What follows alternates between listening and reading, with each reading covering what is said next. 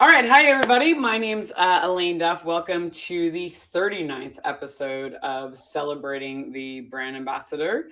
I am with, oh my God, Dan, I just realized I forgot your last name. So, Dan. It's Crowell, pronounced like bowl. Yes, exactly. Crowell from Glenmorangie and Steve Meyers. The man you know as the person who introduced, and he'll tell you all about his company, but he has launched brands like Ilegal Mezcal and Blacken, and now has his own consulting company, which I'm going to allow him to speak about. So, Dan, I'm going to start with you first. Hi, guys. Howdy. Welcome to the show. And Hello. I know you're both busily sharing it onto your own pages. Mm-hmm. So I'm going to ask, and anybody who's tuning in, when you do tune in, if you want to ask questions or anything, just throw them in the chat. All right. So Dan, I'm going to start with you, or Steve, Yes. if you've already done it, or Dan, you ready? What is Sure. your current job, and what are your responsibilities in that role? So really break it down. Like, what are you responsible for? Yeah. So I'm the national brand ambassador for Glenmorangie Single Malt Scotch Whisky. So what I do is sort of lead up the efforts, the education and advocacy efforts for the brand across the country in whatever form that takes, and it's usually interfacing with our distributor network or with the supplier chain folks at Moe and Hennessy on trying to maximize opportunities in market, social media based opportunities, virtual opportunities for engagement of either license holders, decision makers, or the public, the legal drinking age spirits consuming public, to know and understand and get responsibly. Yeah, to get to know our brand a bit better. So that tends to manifest itself in normal circumstances in a lot of travel. These days, I'm sure we'll get into it. These days, it's been more of a mix of travel and virtual, digital, social media engagement. Awesome. And yeah, but definitely going to get into exactly what all that stuff means. And maybe we'll talk more about the digital, because I don't think that's going away, which is a good thing, I think, for all of us. Allows things to be more scalable. And for those of you who've tuned in, just so you know, you can always put questions in the chat and ask any of us questions that we can answer live. Steve, so tell us about your company. So after many years of doing the brand ambassador thing, I decided that to sort of venture out on my own and create my own agency called Dynamic Beverage Consultants. And essentially we do sort of route to market branding, marketing, strategy, and execution, predominantly for international brands looking to tackle the US. I mean, as we all know, it's about 55 different markets, somewhat joined together. Yeah. Some similar, some phenomenally different. So just basically helping navigate that landscape and using my 4 continents and 2 decades worth of experience to help brands get to where they want to be, sort of faster, better, more effectively, and more efficiently. Mm-hmm. And then also having done it with Ilegal, I can bring a owner's perspective. So that entrepreneurial roller coaster, not just from the brand, but from the personal aspect too. Knowing that you will have great days and you will have sort of catastrophically bad days as a brand owner. And so to help sort of offer a little bit of peace of mind and guidance on a personal level as well. So you're a therapist and a consultant. Yes. Yeah. I like it. I think that's a good combination. A therapist and a logistician kind of all rolled into one. I think that's, and I think we actually need that. I think brand ambassadors are also therapists in many ways. We spend a lot of time consulting and helping accounts and move them to the next level and kind of console them when things aren't going 100%. And Steve, I definitely know a lot of brands need that kind of help, because as you said, America is such a unique marketplace. So let's talk about this. So you both have really interesting backgrounds, right? So I know your backgrounds, but can you tell the audience about your experience, what you did before you entered the spirits industry? And the reason I ask this question, I think, is because people to see that everybody can come from many different places and have unique experiences and then still end up in this world. But I think everything influences who you are and what you do, right? So Dan, I'm going to start with you, and then we're also going to talk about what circumstances led you to coming into this industry. Sure. So Dan, I know yours is fun. Yeah, we'd call it a circuitous route, I think would be a fair sort of an assessment of the situation. You just stole my line. I actually Sorry. wrote that down. Wow. Circuitous route. Yeah, hashtag circuitous route is trending now. I went to music school actually, and it was sort of a lesson in do the thing you're passionate about, and it may lead you towards passions, but not the passion you started out pursuing. So I went to music school, left music school to be in a rock band. The rock band led me into the bar and restaurant industry, as it does for artists, actors, and musicians on a regular basis. And my resume started piling up with bar and restaurant experience while I was pursuing music as a passion and theoretically as a profession. So by the time that it reached its natural apex, I owned my own bar and live music venue. I had a small record label and small recording studio, stuck to it, and it unfortunately collapsed under its own weight. And so in the hideous and flaming aftermath of that, I ended up getting a job at the distributor who was my biggest distributor supplier at the time. Had just picked up Diageo Moët Hennessy, as I was sort of losing all my sort of hopes and dreams in of being a music person, and professionally anyway. This opportunity arose, took it, and was hired in as an educator, actually as a luxury brand specialist. Elaine, you and I have that in common. That was my first job in the distributor side of the industry, and that led to eventually 10 years in sales management and education and advocacy on the distributor side. And then eventually, through lots of stars lining up, I ended up in the precursor to what became today's job, which was I handled the middle of the country as a brand ambassador for both Glenmorangie and Ardbeg. And tell everybody where you live.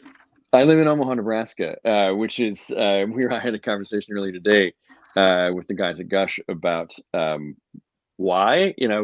That's not necessarily on anybody's short list of high focus whiskey markets, but a lot of other interesting stars aligned to allow that to happen. I'm essentially born and raised here, and my wife grew up 6 blocks from here, and so we have loads and loads of ties here. It's been my hometown since I was 5, and I love it. I love the fact it shows that it is possible, because so many people from smaller markets would like to be in this game. And I know we're going to talk about later, like how you kind of finagle that, and maybe it's not possible for everybody, but I think it proves the fact that I do believe if you're national or you have a bigger role, you really can live almost anywhere and be a brand ambassador and do a great job.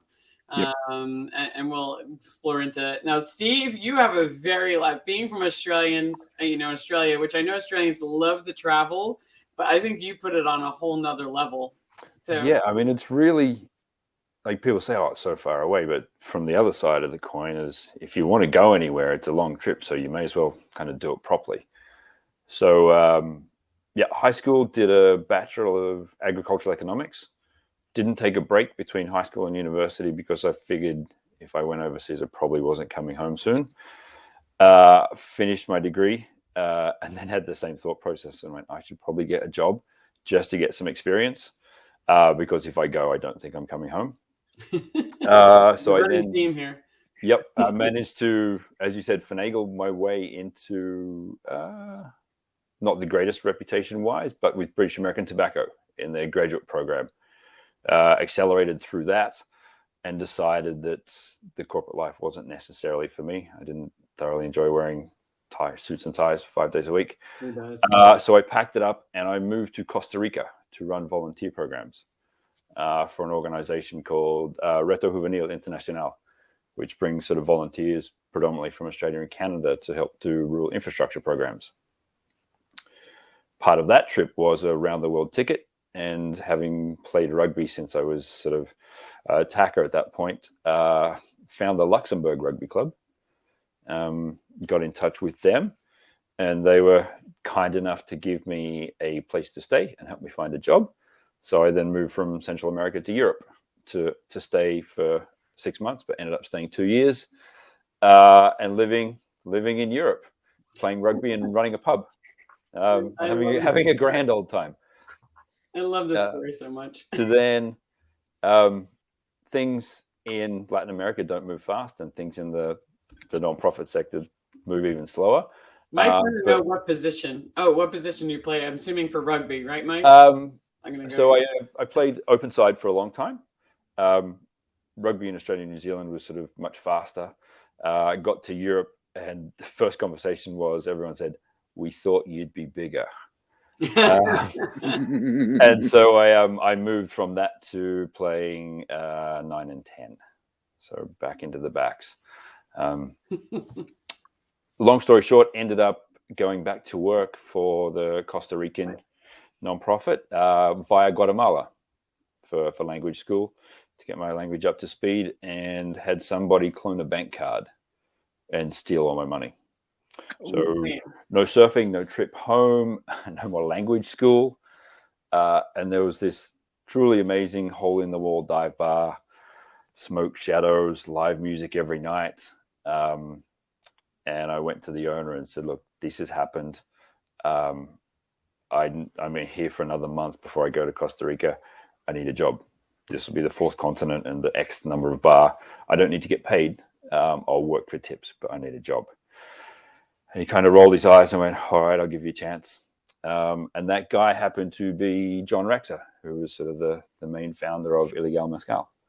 So soon enough, had a set of keys, would back and forth between the programs in Costa Rica and running the bar in Guatemala, and sort of eventually sort of worked my way into his good graces and said, "Look, if we're going to do this, I'll come back. I'll stop the nonprofit career and I'll come back and join you." You didn't introduce what you were going to do. I'm assuming legal. Oh, so I was off to do rural infrastructure management at a master's in The Hague, and I was set on that path. Meanwhile, John owned this bar in Guatemala, and he was bringing mezcal in from Oaxaca, and had this crazy idea to start his own brand. And so I jumped ship from the nonprofit world and jumped into the booze world. Ran the bar, and then was sort of one of the originals with Ilegal. And so when the time came, put my hand up to move to Gotham, and I moved to New York. And so that's what got me stateside. That's an incredible story. Jeez, yeah, no kidding. I lost all my money when I was in my 20s. Somebody robbed him, but nothing good came out of it. There was no like, "Oh, we probably went to another person." We just were like, "Shit, no, I owe American Express 40 grand," because that's just how it went. Yep. That's and a whole story for another the day. lawyer from Tennessee who ran our bookstore signed all my legal documents, and several months later, I ended up getting my money back. Wow, good for you. Mm-hmm. Yeah, so getting robbed was one of the best things that ever happened to me. I love that. And I'm still bummed I never went to that bar in Antigua in Guatemala. Like, I was right there. I was right down the street. I didn't know it existed. It sounds very, very cool. Well, it's still going strong. I mean, they closed up sort of COVID resulting, as did a lot of the bars and restaurants. But as things open up, it's I think it's got a fresh lick of paint, and it's ready to go again. Awesome. I think still one of the most unusual stories of how somebody got into the into the liquor industry. Now, I want to jump in. So, Dan, you became, you mentioned before, you were a rock star. You were a drummer in a band, and you had your own studio and producing. And then as you said, a lot of people in the industry, especially artists, work in hospitality as a way to pay the bills. But obviously there's something, and I know this about you, there's some definitely charm about you that, says, "Hey, we should bring you on to distributor," because I think you could sell to anybody, not even like meaning to, just be like talking to them in your way. And they brought you on. You were the luxury brand specialist, and you didn't know a ton about spirits. You told me on our preliminary interview you know a lot about wine, but this is a role you took. And so how did you navigate this? Because most people, you come onto a position, you're supposed to be the expert of all things spirits. And sorry, I'm going to go be a girl now and be like, yep, that's the difference between girl and men. Sometimes guys are just like, you could do this job, right? You're a guy. I think, but also guys also sometimes have the balls. I've always had the balls. I shouldn't say balls, to jump into things I don't know and figure them out, except for technical things. But Dan, you and I talked about this, that there's a statistic that's out there. Steve, I don't know if you know it, that women will only apply for a job if they're like 90% qualified or 90 something percent qualified. And men, they only need to be like 50 or 60% qualified. And they're like, yeah, I'll figure it out. Yeah, or they hear the question, can you do this? And you say, yep. Yep. Yeah. And as you say, yep, you go, ooh, maybe not so much, but I'll give it a go. Right. So women, this is a good lesson. We should just go for it and make it happen. And Dan, this is exactly what you did, but you had a strategy of how you navigated this specific thing. Yeah, I did. And before we get into that, I think it's important to acknowledge that there is some bias there, and I wasn't, and I still am not, as a male in the whiskey industry. I don't experience the same sorts of biases that my female colleagues do. So fully acknowledging that I was allowed to say yes, even though I wasn't qualified to do it, was probably at least some function of gender bias on the part of the people who had hired me. But short of that, and that one notwithstanding, it kind of it became a kind of I had just lost everything, my business, my savings, everything was gone, and so this job was a lifeline. And I looked around the building and just listened a lot. Like, what is the thing that people know the least about? If I know the most about the thing that everyone else knows the least about, then they're a lot less unlikely to fire me. I will make myself indispensable by doing so. And the thing was, at that point, whiskey education was not really a thing that even the suppliers were taking in a scholastic way. So I got handed I got handed a set of VHS tapes that Pernod Ricard had put out years before, and took them home and just started drinking stuff. And not like that day, but I mean, it started sampling through the single malt portfolio that we had at the time. It's taken a bunch of mad notes, and then over the course, because I built the wine education program at the place that I was working when I was working on premise, and then it was pretty comprehensive and fairly intense. So I knew how to structure that kind of building an education program that was somewhat comprehensive. But in that case, it was with a medium that I understood almost as little as the people around me in the beginning. Mm-hmm. And with single malt, it just kind of became the same kind of, you recognize the same wormholes that exist when you're talking about wine education. You can go as far as you want down a single wormhole. And I think the tapestry of that knowledge base is super fascinating. So it was really just a matter of initially identifying the need, and then secondarily identifying that I loved it. And as soon as something triggers a passion, then you have altered the playing field in your favor appreciably, because passion communicates. Passion is a thing that you absolutely need to be in order to build credibility and trust with other people, and to not sound like a huckster soft soap machine. There's an authenticity to passion that is irreplicable in other ways. So once those things came together, it was sort of off to the races. No, Steve, I think you call that person who doesn't say things with passion a brand slug. Yeah. Brian's very close to slug. Yeah. Totally borrowing that. I was like, that is, brand slug. I thought that was a great expression. I'm like, yep, kind of. I mean, Steve, would you agree? I mean, to learn, I've heard this before. I mean, it really does count for a lot. If you find the things, one of the great words of advice I got from some of the best of brand ambassadors and brand presenters I've ever seen are Ian Burrell and Daniel Jones, both rum guys. Ian Burrell's the rum ambassador, self-appointed global rum ambassador, and then Daniel Jones is the global brand ambassador for Angostura rum, and both of them are excellent presenters. And if you ask either one of them, like, we're not rum experts. We know a lot about rum, but we're not rum experts. And as Daniel said, he's like, I just find the thing I like about it. I just talk about why I like rum. That's all I talk about all the time. It's like what I like about rum, and and why I like drinking it. And that's, for him, is how he gets his message across, and he's very good at it. which is something I think when, especially if you're new and doing this job, it's just something to be like, I always tell them, it's like, just find the thing in the presentation that you feel good about and make it your own and talk about that. Right. And then that helps you present much better, much easier. Like that thing, like, all right, here's the technical stuff, but this is what I really like about it. And you can almost tell in the modulation of presentations, you go, that's what they really like to talk about. So if you make that the focus, then you can that can drag all the other bits along. No, absolutely. And I wish I knew that going in, because I used to try to focus on the technical stuff and focus on, just sounding smart, like, because especially when you're presenting in front of your peers, you're so afraid to be called out like of not knowing all the stuff. And I realized if I stopped worrying about that and just presented the things that I was passionate about, the brand, then maybe I wouldn't. Don Lee used to love calling me out. Oh my God.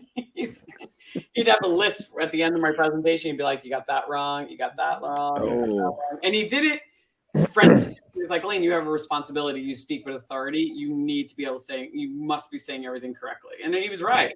You have a responsibility. And I realized, all right, I shouldn't talk about shit I don't know. Only talk about things I really know and talk about them well. It's definitely a responsibility.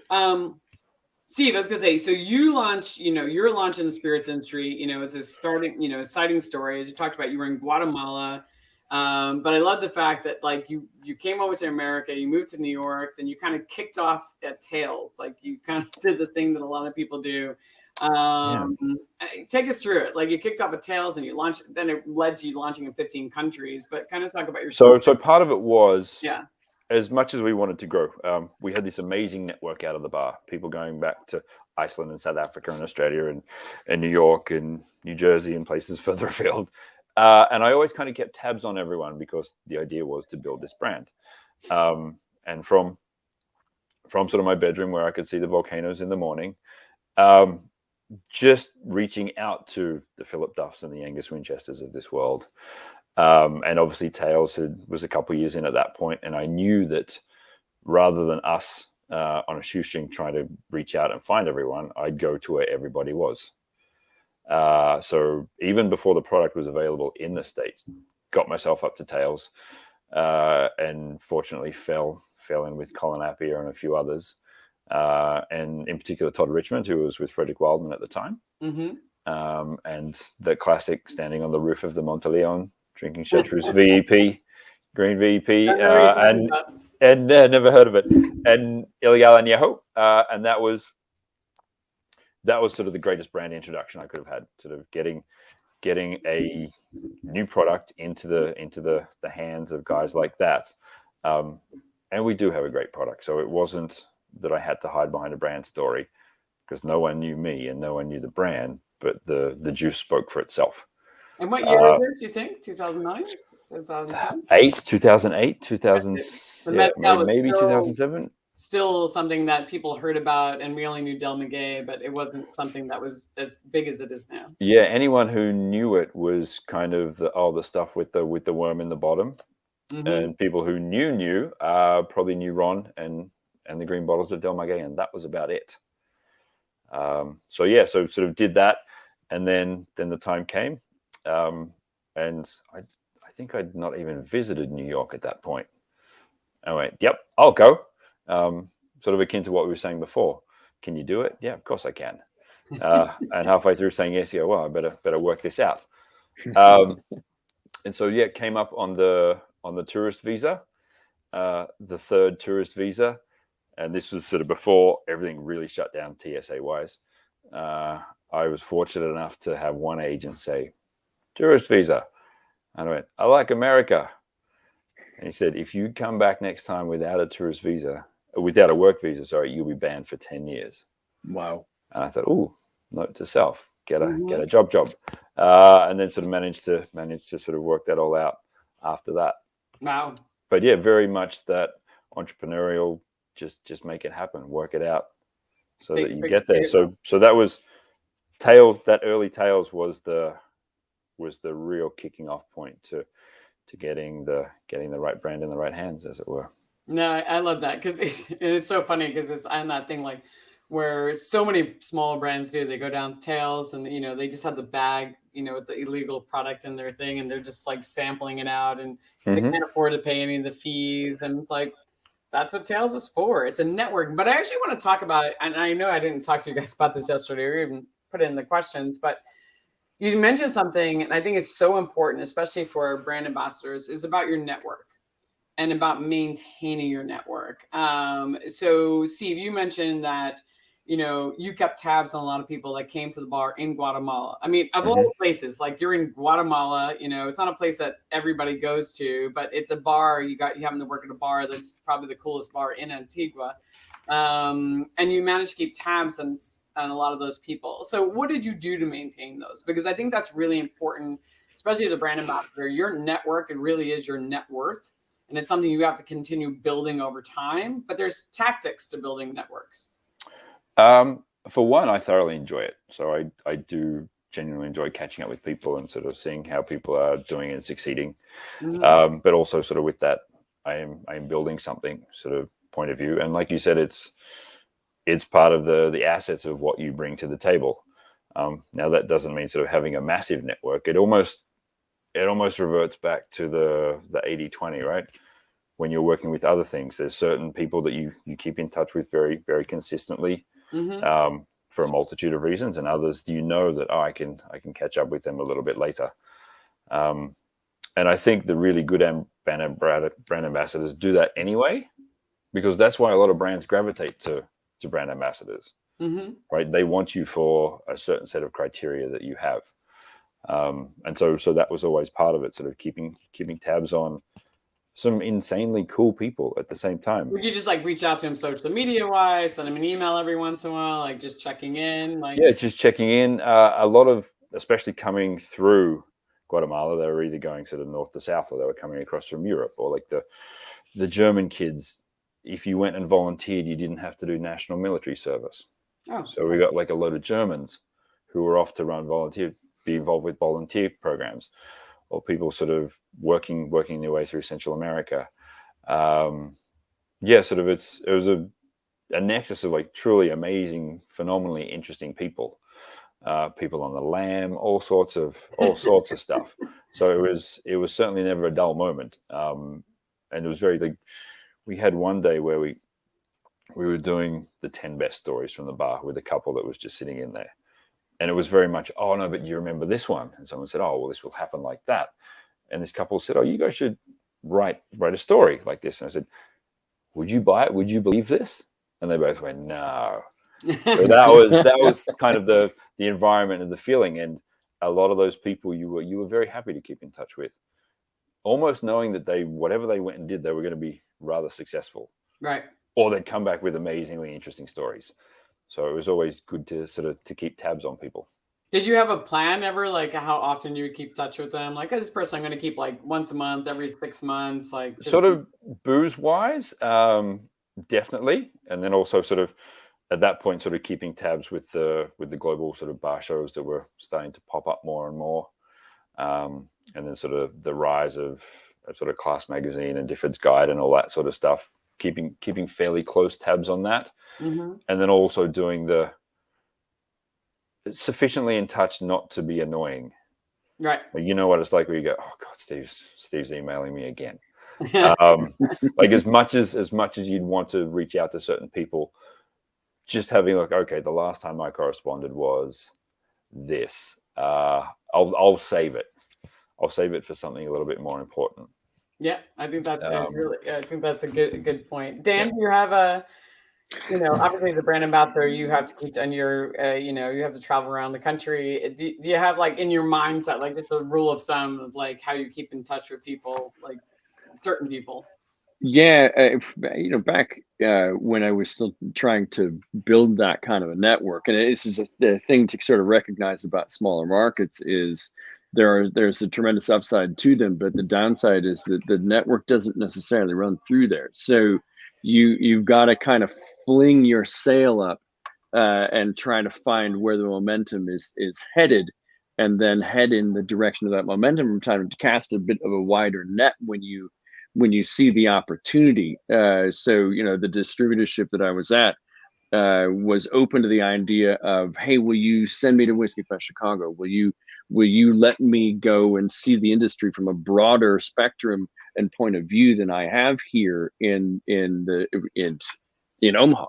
And they agreed. It wouldn't have been a thing that they would have thought of, but I thought, well, look, I need to understand this brand from a deeper perspective than I do already, and it's only going to come back and trickle down to an opportunity for me to do a better job here if I can go and listen to brand directors and master distillers, distillery managers, and meet all these people that I'm not going to organically have access to. So sometimes when you are trying to establish the fundamentals of a network like that, if you live in a place where the train don't go through, you got to go to where the tracks are sometimes, and find a way to infiltrate that to the best of your ability, because it exists. That network exists. It's just figuring out how to plug yourself into it.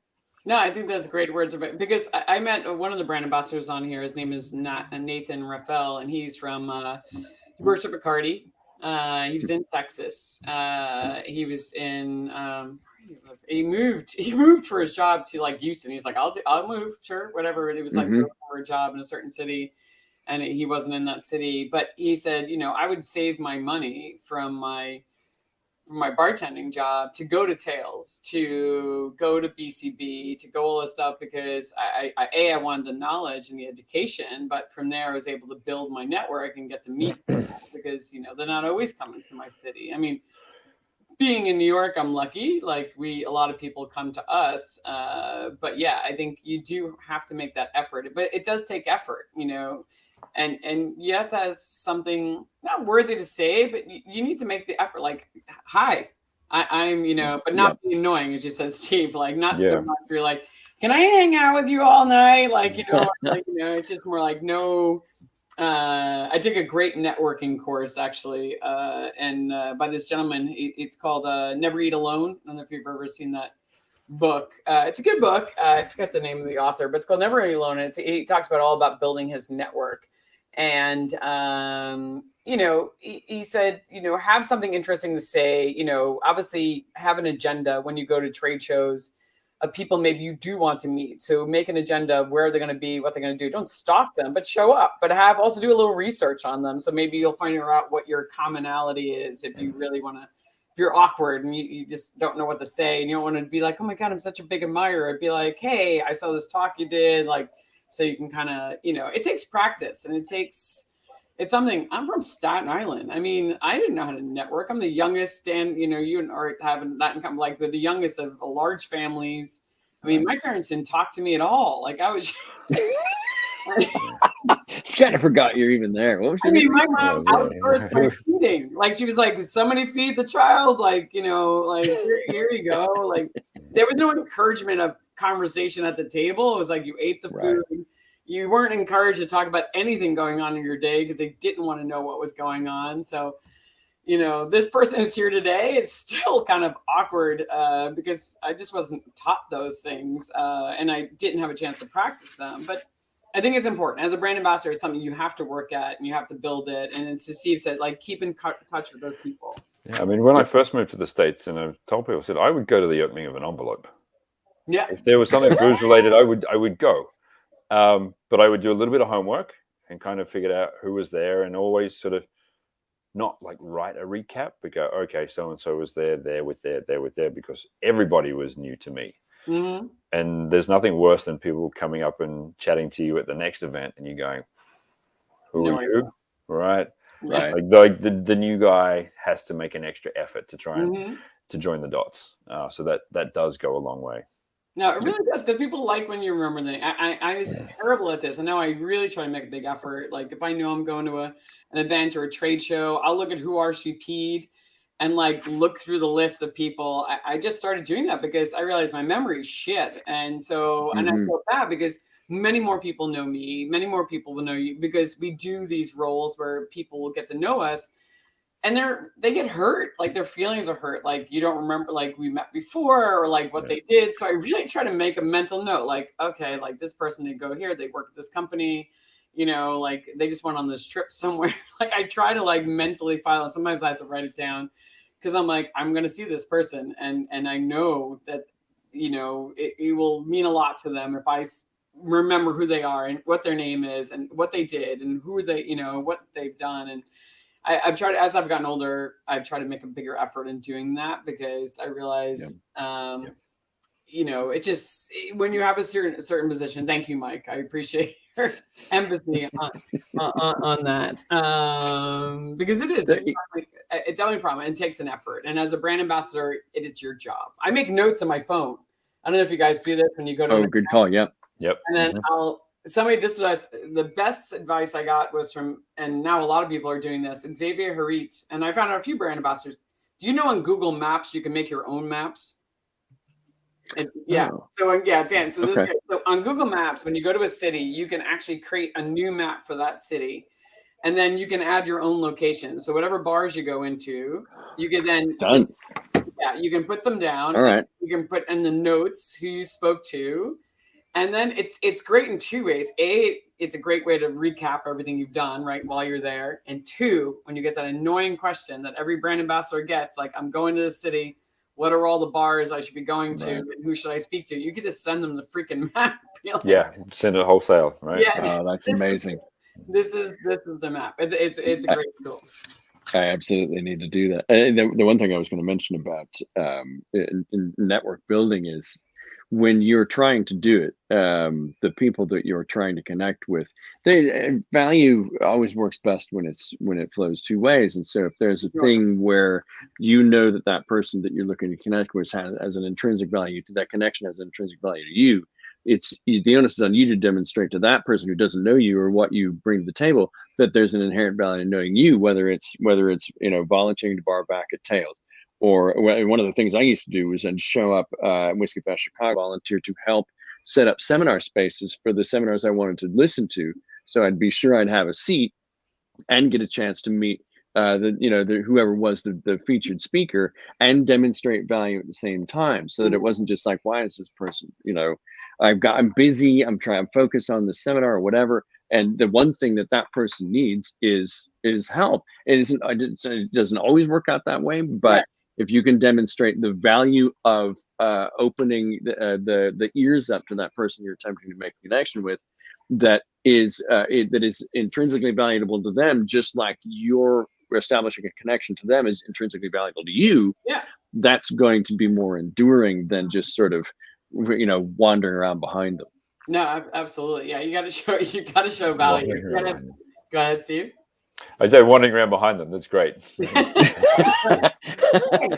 hey, remember? Remember me? And it takes a long time. And just to get it last, I know we're talking about this world, but like senior executives, like learning, it was one thing that transformed my career at Diageo, was realizing that I had value to senior executives. Now you think like the CEO, the CMO, especially when you're a 27, 28-year-old kid, and as I got older, I started realizing this more, but it's like, especially brand ambassadors, or when you're working on the street, anybody who works in an office, you have so much value to, because you're seeing their products live in action. And when you realize that, and then you can have that conversation with the CMO, the CEO, or any of the owner of the company, like, hey, like, as you got to talk to him, like, this is my job. Like, oh, I have some interesting fact, like, don't throw up on them verbally, but like, hey, I noticed we're doing this with this brand, would you like to hear how I've seen it in the marketplace? And they usually say, yes, please. Like, give me like what you're seeing live. And that alone is something that is very valuable for brand ambassadors, for many, many people. Yeah, I think for brand ambassadors, what they do too is they focus on being confident, like on stage and presenting, and that's very hard for a lot of people, right? I mean, I think sort of the three of us stand up in front of 5 people or 500. We're pretty handy at that now, but a lot of people are not confident in that short 2-3 minute interaction. And so you go, oh, what do you know? I'll just catch them next time.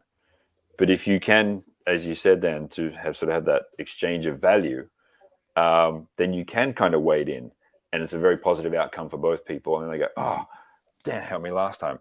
You need to meet so-and-so. And so it's sort of, even though it's short, it's still equally as important to to work on how to be confident in doing it. Yeah, Right. absolutely. It could be a book you read. It could be something you like. Ah, you just had that point in your seminar. Like, there's an amazing book. You should definitely like something you said. It just could be something. It's amazing how much more value you probably have than you actually know, and it's Mhm. bringing that to the table. And sometimes it takes Mhm. a little preparation, but yeah. Or else you're like my husband, who has like a photographic memory and just remembers everything that's ever happened. My wife does too. Every book and everything, and read every book that's out there. It's very annoying. Uh, very handy though. Steve, I have a feeling you'll have one of those memories. No, Yeah, Lord no, nope, yeah, mate.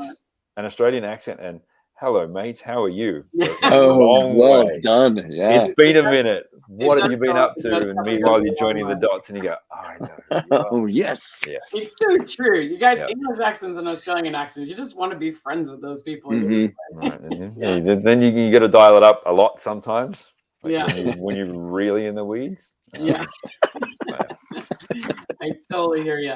All right, so I want to go into move on to the subject of social media, because social media is something that has become such an intrinsic part of a brand ambassador's role, and it is definitely met by mixed emotions by many brand ambassadors, because sometimes it invades their own privacy, because they're not even allowed to have their own social media page. It's like their own page, and suddenly it has to be all about the brand. And B, it's another added thing that they have to like focus on and manage.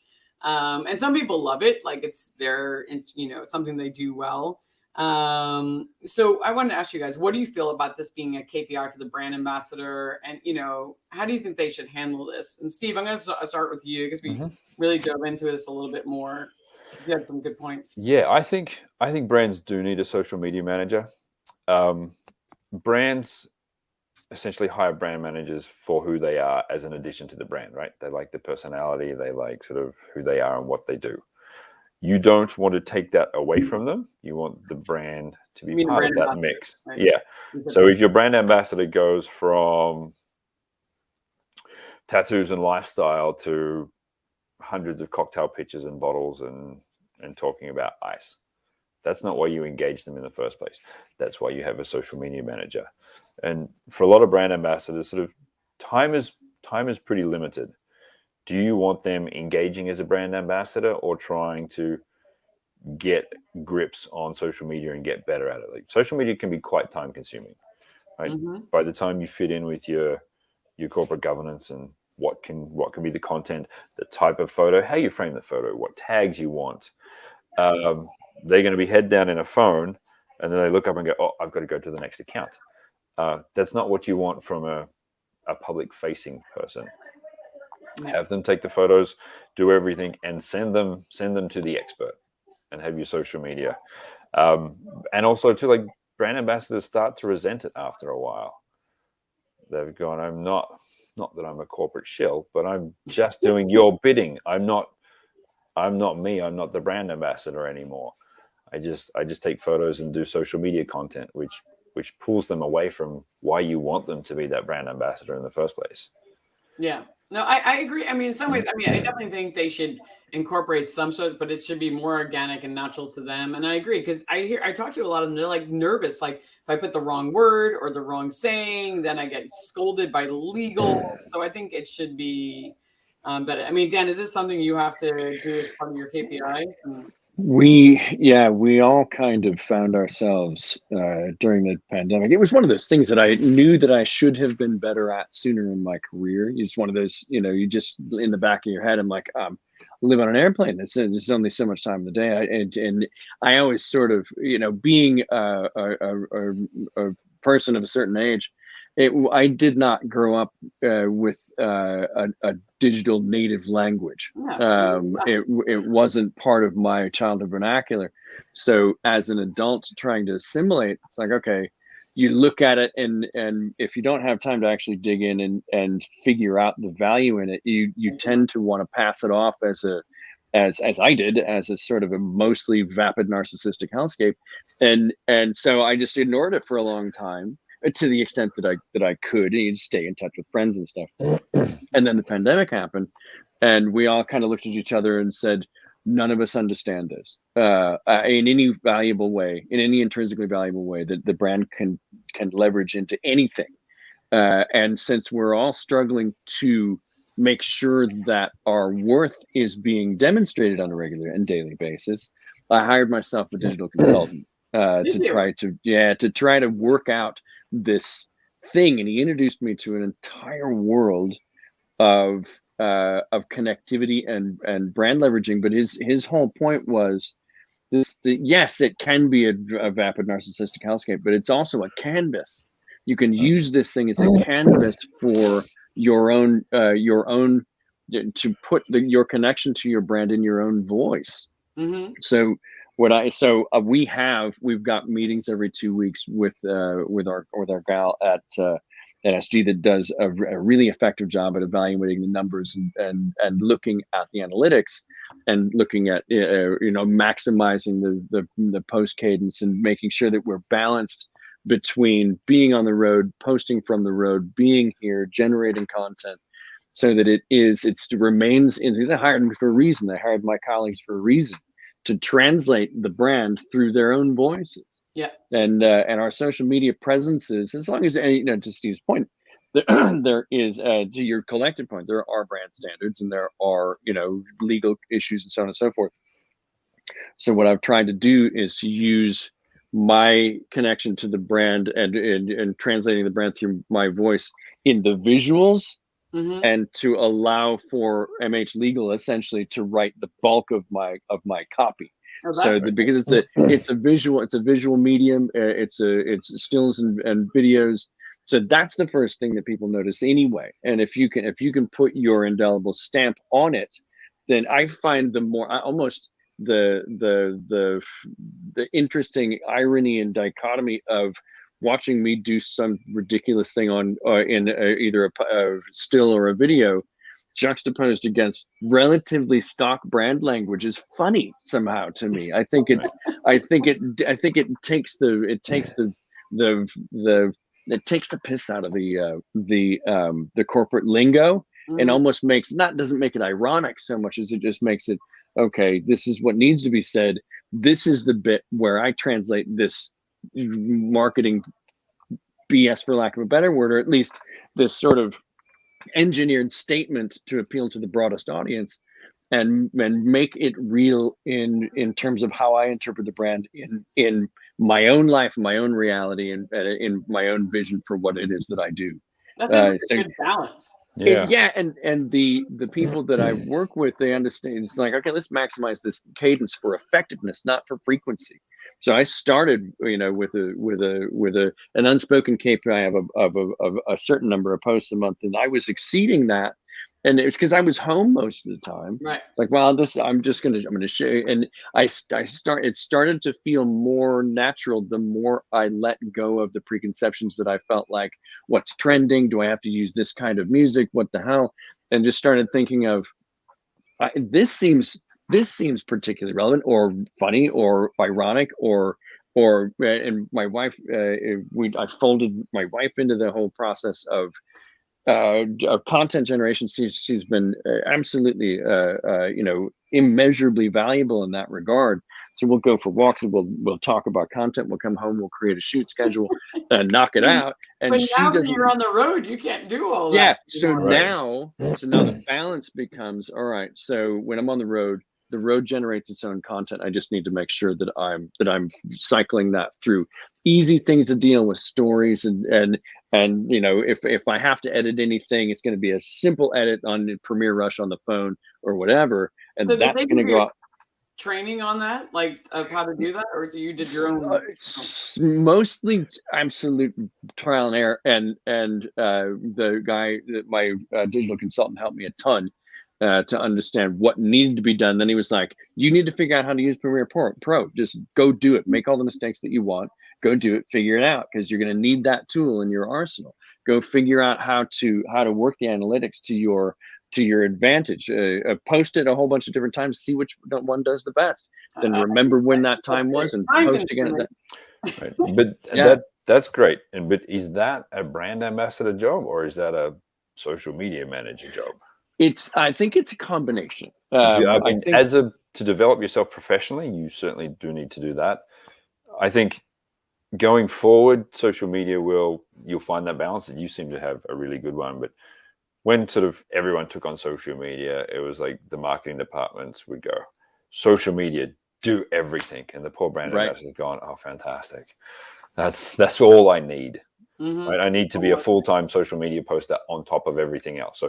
So long as it's treated as a tool that they can use, then I think it's okay. But when it first started, it was fairly overwhelming.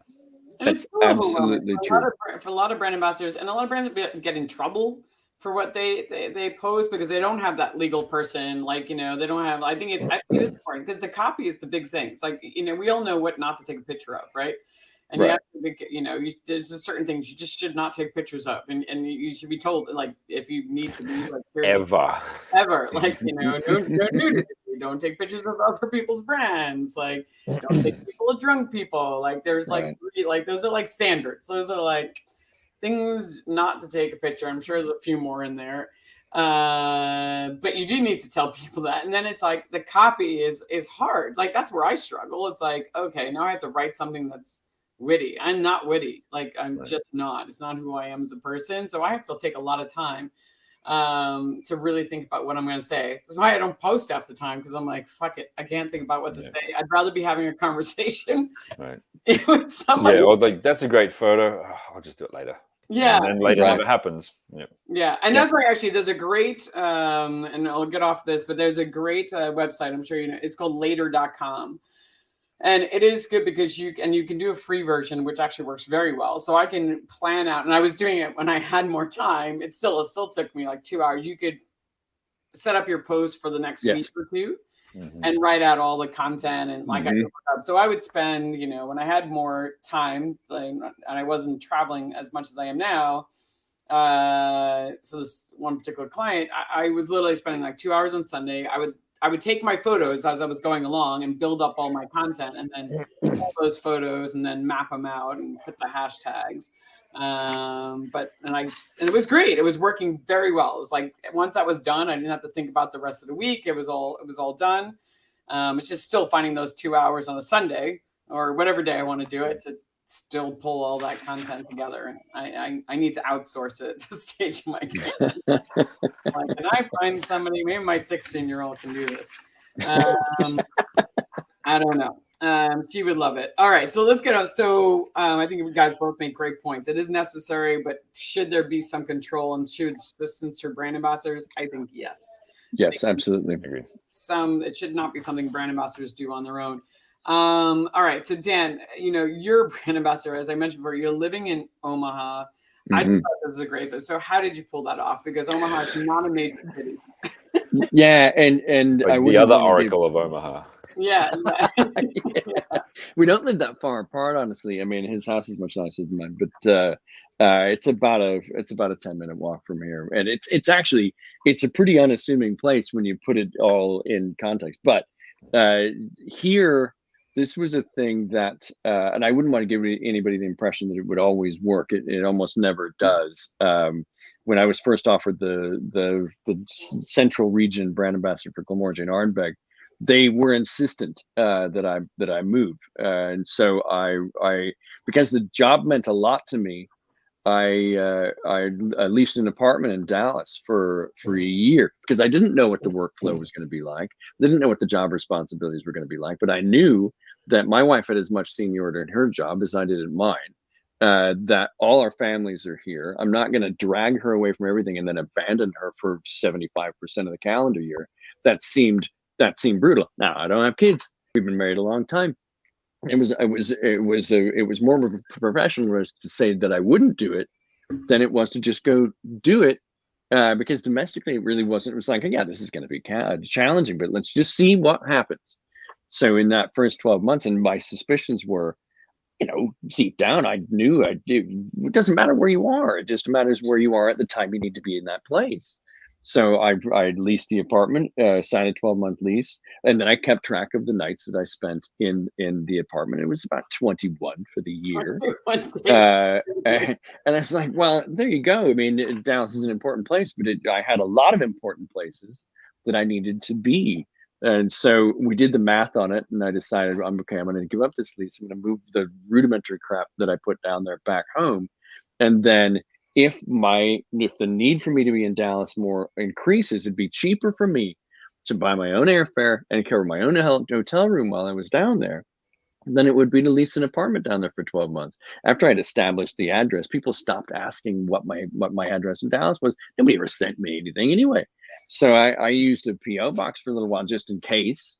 And if I was back here, and I figured, okay, nobody's really asking any questions at this point. There were some strategic management switchovers that happened at a fairly fortuitous time for me.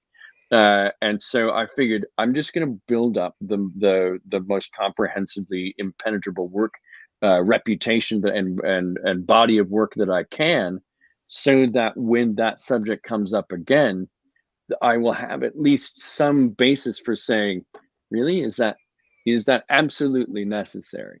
And it just sort of worked out that it wasn't. And then when the national role came available, we talked about this yesterday, I had a particular champion in my corner at MH that when the negotiations for creating my current position came up, he'd written into those sets of discussions, he ain't moving, don't even bring it up. So that helped a ton to have somebody who had just kind of seen through the somewhat senseless nature of it and said, look, this is where this person in this position is worth more to us than to have that argument. Now, if it had happened during COVID, during the teeth of the pandemic, where my colleagues were in important markets and working those important markets to the best of their ability, and I was in my basement, my job responsibilities shifted to digital anyway.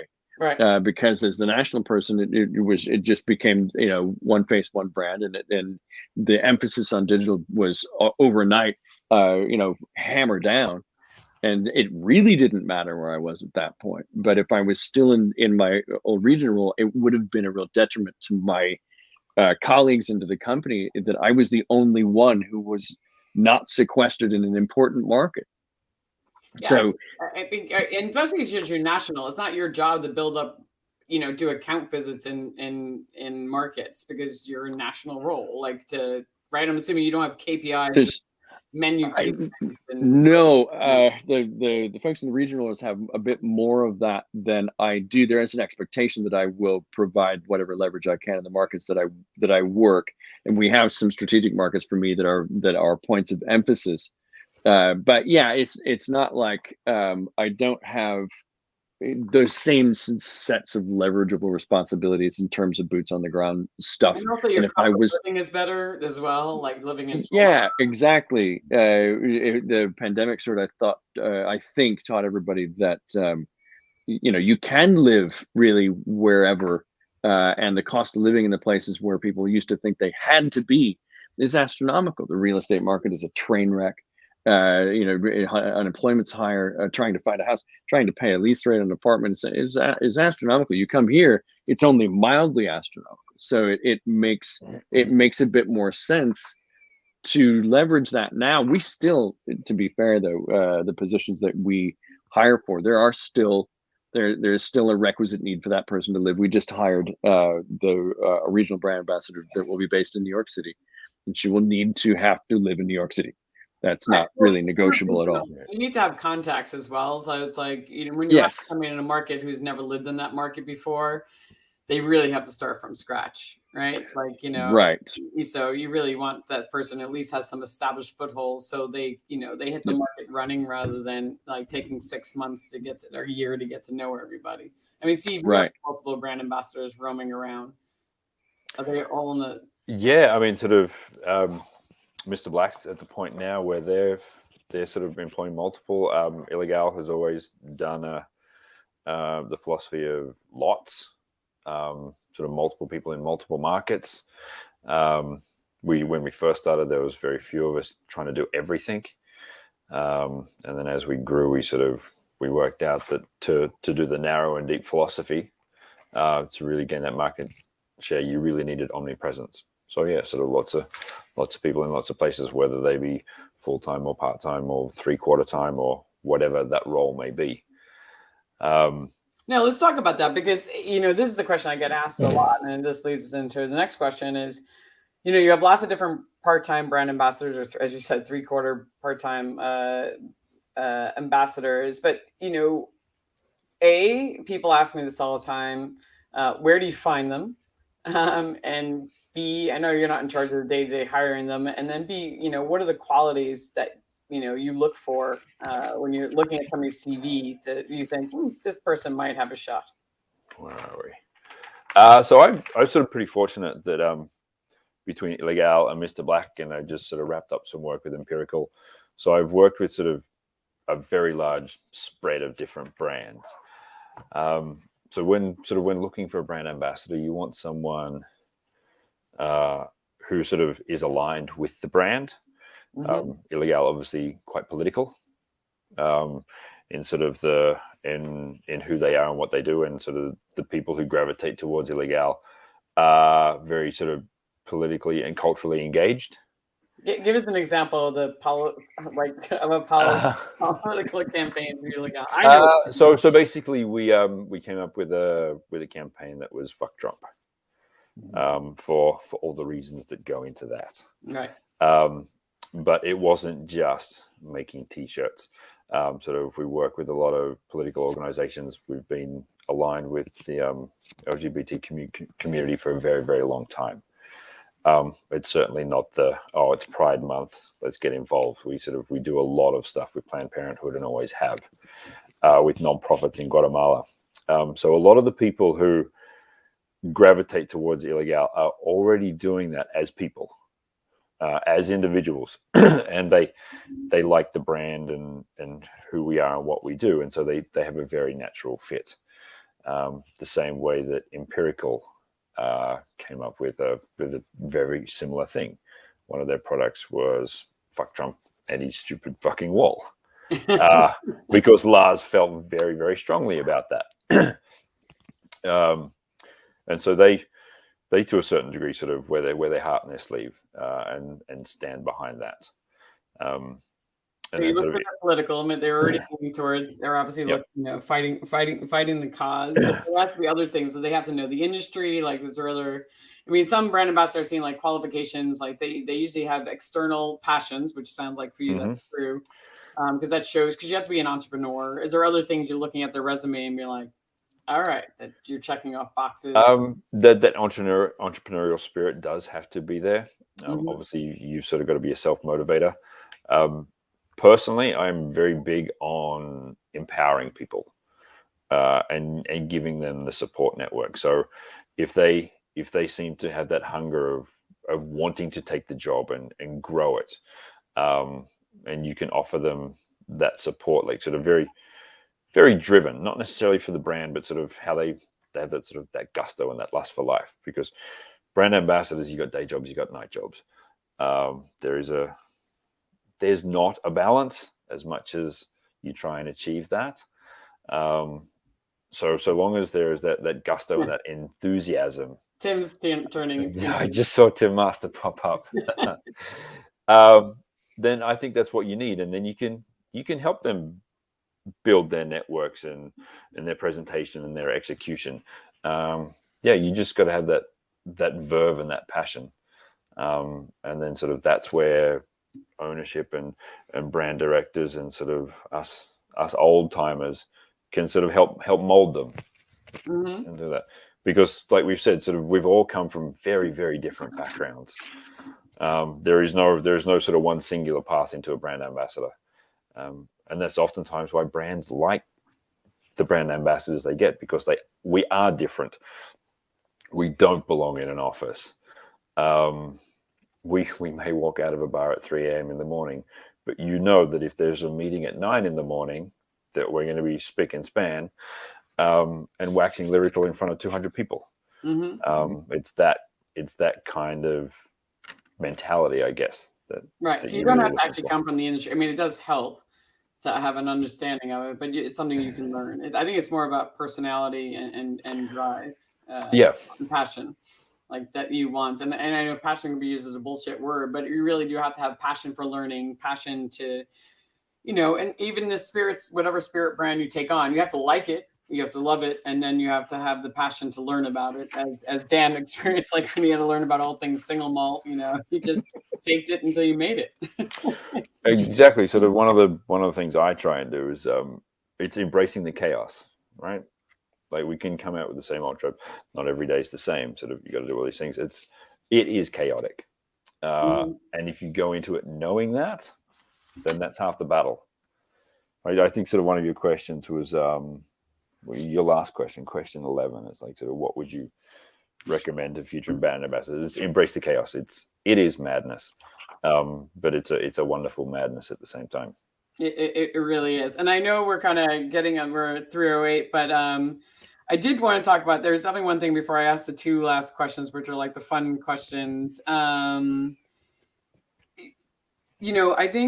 I want to talk about strategic partnerships because Steve, I know this is a big philosophy, and Dan being a national person, it sometimes can be harder to building the strategic partnership. So I would love to hear, Steve, you have a particular philosophy of how you operate with accounts, which I would love to talk about. I know, and we share something very similar, which is like go deep, right, instead of wide. Yeah, so I think brands need to go narrow and deep to build brands, especially. So I work with sort of generally smaller and entrepreneurial brands.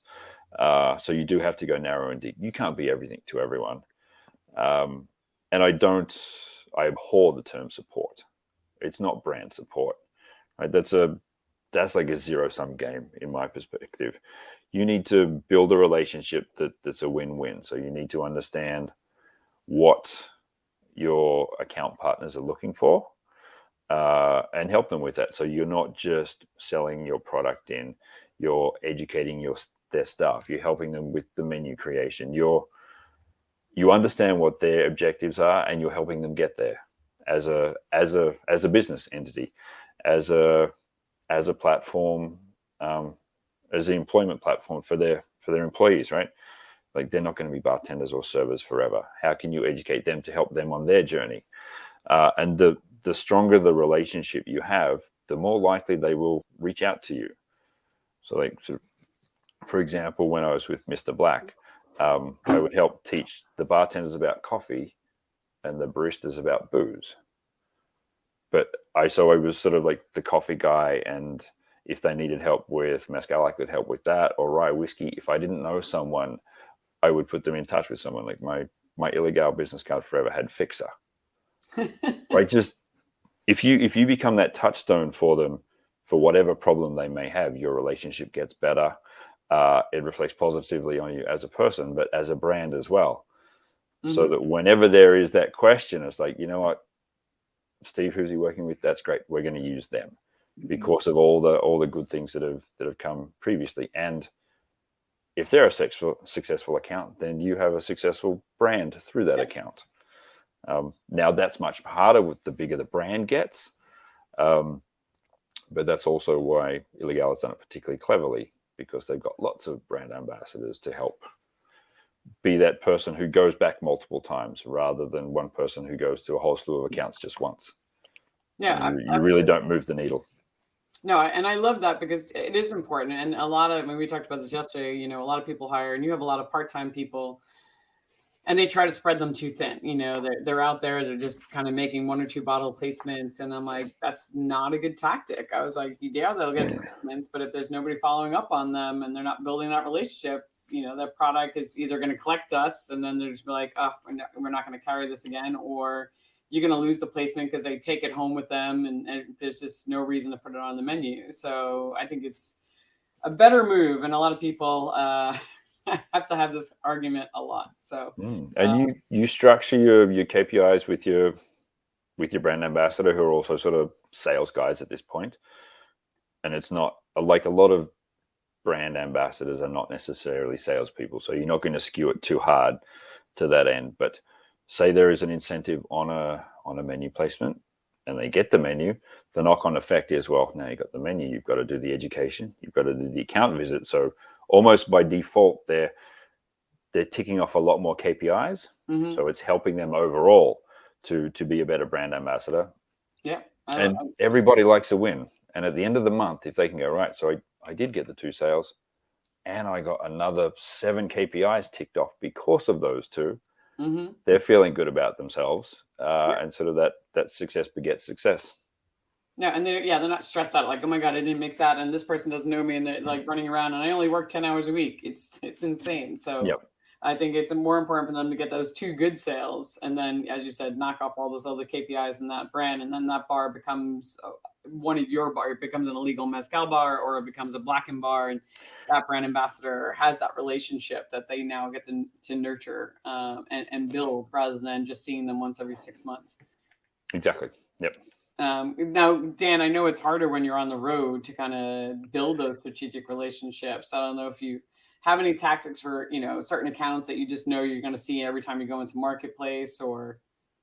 There's some of that. We were fortunate in as much as being a pretty big brand as a function of an even bigger portfolio. We've got folks in market that aren't tied directly to the distributor. They're portfolio specialists. So when I'm in market, they know the accounts, I know the liquid. We get together and find a way to build these strategic partnerships moving forward, so that I can show up and get plugged into a plan that portfolio specialist is built in that account. And then when I'm back again, we just move that needle a little bit farther forward every time. So that we don't lose momentum. One of the big challenges used to be, and it still is to a degree, you go and you start a fire, and if there's nobody around to fan the flames, the fire goes out until you come back. And so we've built a network of people who find where the best place to build the fire is. Then you build it, and then they fan it once you go away, and then it's a bigger fire when you come back the next time. And that's that relationship, the sort of the synergy between those 2 positions is critical to how we continue to try to grow our presence for Glenmorangie, particularly in the on-premise. Because this, in on-premise, there's always turnover. You're always losing your buyer to somebody else's account, and then you don't know what happened. Just to go or start from scratch again. So in the interim, between my visits, all of the kicking ass under the water is happening sort of outside of my purview. Then I go back and to a degree, I'm the beneficiary of the groundwork that's happened, and then I show up with a bit more momentum to take it to the next logical step. No, that makes so much sense, and I've heard that before in the perspective of, you're the supporting player. Like, you're coming you're there to support the market. You're there to kind of, you're like the celebrity that kind of flies it, but you're there to support. Like, everybody else on the ground is doing all the legwork, but it's also, as you said, you're not just leaving the market and then it's like, woof, there's other people there. I think that's the ideal model. If there could be support people, whether it's part-time or full-time, who kind of then keep the momentum moving forward. And then every time you come in the market, you're kind of like, oh, it's great. Like, Dan's coming in. We're going to do something unique or special, and keep that moving forward. I think one of the biggest challenges in trying to combine, and Steve, to your point, brand ambassadors are as much salespeople as they've ever been. And so the challenge there is, you're the one who's trying to tell you're trying to be the storyteller. You're trying to build the mystique and the magic of a brand. If you're also the person who is responsible for the ask, then you run the risk of destroying the magic that you created. So you have to find ways of making sure that the mystique and magic level conversation is also moved in a direction where this is how we capture this lightning in the bottle and leverage it to your end goal. I'm not saying you're going to buy a case, dating these new pair of shoes kind of style. More of, this is how we win here, because this liquid is a bottle of potential energy. What we got to do to make it kinetic energy is this stuff. I'm not saying, this is not a fiduciary conversation. This is, how do we unleash this power? And that's a different style of having that conversation. Yeah, it could be like, this is a bottle of money. Like, this, I'm going to help you make money off of this product, rather than like, I'm just here to get it in your bar. Like, I want to help you make money off this bottle itself. And these are some of the tools I know that can help you, and I'm going to help you put those into place. So that way, you know, you're making money and we're making money. I think, as Steve said, like that's the win-win. Right. And that's sort of whether it's through sort of POS or whatever, or like just steal a phrase, like what Dan does, like you are a force multiplier. Mm-hmm. You come in and you make the fire bigger. And then if they can hold it next time you come back, then the fire is even bigger again. Yep. No, absolutely. Great points, guys. All right. So two fun questions to end wrap up with. So I'm enjoying this. I just added these in. Well, this one I did anyway. So everybody has an event that goes wrong, right? or a tasting or chair education. So tell me one that's like, you know, just like, I can't believe that happened kind of story of something that just, one of your disasters you've had during your career that you can now laugh at. Steve, you want to take that one? I mean, I thought of a good one that not so much an absolute clanger, but Mr. Black works a lot with Martin Hudak, who's sort of ex-Savoy. And so we had the Maybe Semi guys at Tails. And if you've ever seen pictures, they're dressed up and they've got bubble guns. And they're the consummate entertainers. They're fantastic. And the 3 days before the event, no bubble guns, like in all of New Orleans. And I went everywhere. And like the last ditch effort saw me hauling ass down Canal Street in fairly well dressed, running as flat as I could with a plastic bag with 3 bubble guns and whatever, and like just running full tilt. And then of course the bag broke. So I had to throw on the anchors, run back like 15 meters, and I was literally running down sort of through the French Quarter with an armful of plastic bubble guns. There's some pretty strange sights in New Orleans, but a lot of people, and this is like at 9:30 in the morning, going, "What is that hooligan doing?" So that was the sort of the fun story with the stuff that managed to get pulled off, but was just not happening. Oh yeah, Dan, it's funny. On that one. There is a thread of continuity there that includes a panic run through the streets.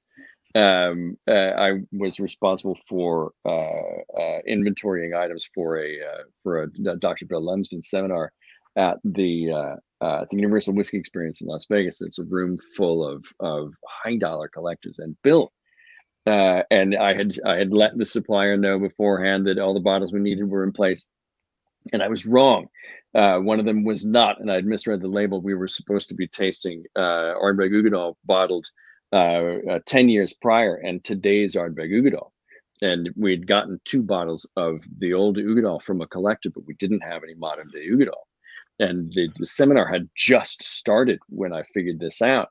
And so my colleague David looked at me and he was like, "Well, we got to fix this," because I was relatively new in the position. He was like, "We got to fix this, or hell is going to get unleashed upon us." Yeah. So the seminar started, and I bolted into downtown Las Vegas to try to find a bottle of Uigeadail anywhere within walking distance of the Wynn, and there wasn't one. So I finally, in desperation, went back to a whiskey bar along the strip that we had been to the day before, and asked him to sell me his bottle of Uigeadail. And he's like, "I can't legally. I can't. I can sell you like 15 drams of it in a giant snifter, and then you can pay me for those individually." So, and I'm sweating, and it's hot as hell, and losing my mind. He's pouring. He gets the saran wrap, and I go bolting out and running down the strip with this huge snifter of Uigeadail in saran wrap. And I make it back to the seminar as Bill's reached the whiskey right before he's drinking the 10-year-old Uigeadail. And the whole idea was to try to demonstrate the continuity between 10 years ago and now, and is he doing well as a blender and so on and so forth. So I get the saran wrap off, and I've got these little communion cup fillers that I use to fill individual glasses without having to bring the bottle around. I didn't have a bottle anyway. I'm pouring the snifter of Uigeadail into the thing, and the stopper broke open, and the Uigeadail spilling out all over the floor that I had just run around the entirety of the strip. So I finally had to just stick my hand under it and go around everybody's glass. It's covered in sweat. And while Bill's just trying to have this, this respectable conversation about Uigeadail, And it was that time in my career where I thought, if this doesn't happen, I'm done. So, and it may not have played out that way, but it was so ludicrous. Sweaty palm Ugadal. Yeah, exactly. It's like, sorry guys, this is the only way this is going to happen. There's one other person who wasn't my colleague David in the room who knew what was going on, and she's just looking at me like. It was mortifying, but it ended up working out in the end. You saved the day. I will share one of my own, in the fact that one time, definitely I thought this was unique. A friend of mine from Israel was doing a fashion show that was raising money for Israel, a cause in Israel. And so it was Ciroc. It was like Ciroc, 2 other brands, right? So we had the cocktails at the bar, and it was a fashion show. Unbeknownst to me, there was a rabbi who had to make sure everything was kosher in the back room. This is my first time, since I worked in the fashion industry, which I did before I got into the liquor industry, dealing with a rabbi at my event to make sure that everything was kosher. Well, turns out Ciroc, because it's made from grapes, is not kosher, right? So the event's about to start, and Ciroc is like everywhere, like bottles and stuff like that featuring. And the rabbi's like, I'm just really sorry, you just cannot serve this brand at this event. So I'm like, is it okay if the bottle is just up? And he's like, that's fine as long as the liquid. So I had to find a liquor store. The only bottle I could find, I found one with cases of Smirnoff. So instead of Ciroc, lots of Smirnoff. And then because I was like, is this kosher? He's like, yep, kosher. So I'm glad the brand, nobody, I was like, nobody could tell the difference, and nobody would ever know except for me, because I don't think anybody would know the taste profile like I did. But so that's brilliant. People drank a lot of Smirnoff instead of Ciroc that day. The rabbi said, nope, not happening. So definitely one for the books. All right, so life lesson. I know Steve, I always ask this question because I think we've all learned some great life lessons that we wish somebody would have told us on the job before. So share, Steve, I don't know if you have a second one, or Dan. Yeah, I got one. So, I mean, it's very easy to get wrapped up in the booze and the brand ambassador bubble. It's a lot of work, but it's a lot of adventure and it's a lot of fun. So I think humility is the really big one, because especially when you're, like, my philosophy is, you might be the expert in the room on this topic, but you are probably not the smartest person in the room. And don't forget that. One, because it's the right thing to do. And two, as a sort of a public facing brand ambassador, you're trying to convert people, right? You want them to become those advocates and those acolytes. So that sort of the humility when you are speaking with people, when you're off the stage or the microphone's down or after the tasting or whatever, I think that is really, really important. And sort of too often times people go from being the expert in the room to now the light is on me continually. When, like I said, you might be the expert, but you're certainly not the smartest in the room. Right. So don't ever talk down to people, I think. That's a big one. And I mean, Dominic Venegas actually said this to me once. He said, and you do have to learn, like, you're going to go into bars sometimes and help them with their bar program and realize, they're still not using fresh juice. Like, they still, and you can't talk to them like they're idiots. You just have to adjust to where you are and be like, all right, so this is where you are, and adjust the conversation. You might be able to show them the light, but you have to do it in the most humble way and be like, hey, do you want to learn new things? Or if you don't, like, I'm saying that correctly. You have to be humble and just, you don't try to make them feel bad for not being at the same place you are. And you might not be the smartest person, and they might know. So I think that's a great one, because your ego can get kind of big. Yeah. Yeah. Dan? I'd have to say that fear of failing is the biggest restrictor to one's professional scope and growth that exists, because failure is there is no greater teacher than failure. So, avoiding being open to certain paths or certain ideas because you fear failing or the failure of that concept as long as you're willing to do what it takes to recover from that failure, the absolute library of information that will come from a situation not going your way, even some fairly significant, Steve having all your money stolen, my business failing, all of those things led that the failure of my business led here, and I wouldn't do this if it wasn't for that. And if I had lived in the fear of that concept failing, I wouldn't have done it. And the only thing that you can do to ensure failure is to not learn from it and stand back up and move forward. No, I think those are great words of advice. And you have to take chances. The only way you're going to grow, right? And this business, and you are going to fail. The one words of insurance for anybody that's watching this, I always tell people, especially new brand ambassadors, I'm like, it's really hard to get fired. And I say this because it is. I mean, think about it. It's like Steve, you hire people, right? Dan, you've been hiring, and everybody thinks you're constantly, the biggest fear I ask brand ambassadors about is like, I'm constantly thinking I'm going to get fired because, there'll be days when nobody talks to you for days, sometimes weeks, right? You get no emails from people, no requests. And you're like, oh my God, are they contemplating my job? Like right now, is that why? It's just like, no, they just don't need you. You should be doing your own thing. You've been hired to continue your own goals.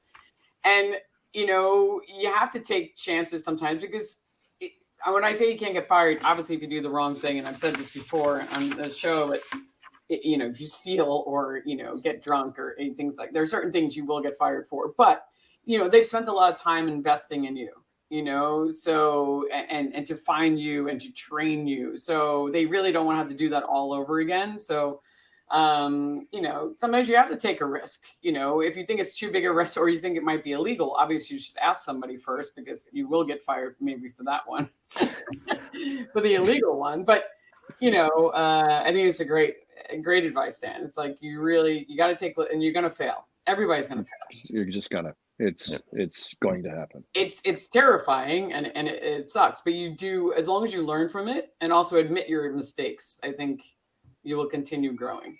And admit them quickly. Yes. Right. So the sooner you admit it, the sooner you can face up to it, and the sooner you can move on and learn from it. Absolutely. I think those are great words of advice. All right. So, gentlemen, thank you so much. Thank you for people who tuned in. Mike, Lisa, Tim. I'm sure I know there's a few others. I see eyes there. So I know a few more people that have tuned in along the way. But gentlemen, this was great. I really enjoyed getting to get to know you a bit better. And I look forward to doing it again soon in person. That would be nice. Very much so. Thanks, Elaine. This fantastic. Was really, really cool. This is brilliant. I thoroughly enjoyed it. Great chat with you too, Steve. This was a blast. Cool. And this will be up for those of you watching. If you missed anything, it'll be up on Facebook for the next 2 weeks, and it's on the YouTube channel Celebrate the Brand Ambassador. And soon to be a podcast, an official podcast, so you can listen to it. Fantastic. That's coming soon. So, gentlemen, thanks again, and see you soon. Absolutely. Thanks guys. All right. Thanks, everyone. Bye. Bye.